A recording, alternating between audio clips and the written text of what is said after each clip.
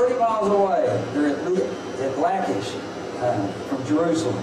And so Sennacherib's military representative, he's got a big mouth. Sometimes Chuck has a big mouth. And so he threatens. Here he comes.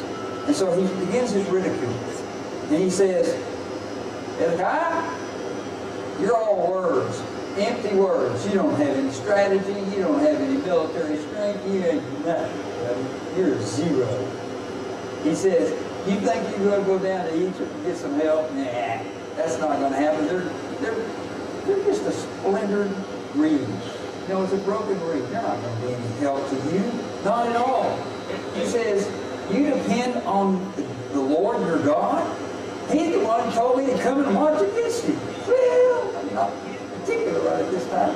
Yeah, right. Are you listening? Are you listening? What do you continue to say? He says, has the God of any nation ever prevailed against Assyria? No, nobody has. You're looking at me? He said, nobody's ever prevailed. None of their gods. So how can the Lord deliver Jerusalem from my hand? What does he suffer from? Right. This next slide is Chuck thinking about Hezekiah thinking. Now, I don't know whether he thought all this, but I think Chuck would be thinking about these kinds of things, so I just kind of want to explore with you. Maybe sometimes it's the way we think. Okay? I think these are some of the pressures on Egypt. He's doubting himself as to whether or not he should have really actually gone and got Egypt beforehand and joined that. Maybe he would have not been in this predicament. Maybe he shouldn't. Maybe it wasn't a good idea for me not to pay that tribute. Well, I think he's already learned that lesson, right? He lost all that stuff. But he's surrounded now. This is real. Look how many of them there are. Oh my goodness, how are we ever going to fight these guys? That's a real threat. This is another thing. God didn't protect Israel. They're gone. Remember during his time, I showed you that timeline. They're all gone.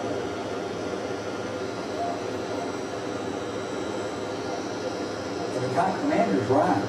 They won every battle. Maybe we shouldn't have put our trust in God and Satan. Maybe. Now, I don't know if all those thoughts went to Hezekiah, but I think Chuck would have had those kinds of thoughts. And I think we have those kinds of thoughts when we get hard times ourselves. We begin to doubt whether God can do it or not. Isaiah is talking to us. And so, what does Hezekiah actually do? He turns to the prophets and he consults with him.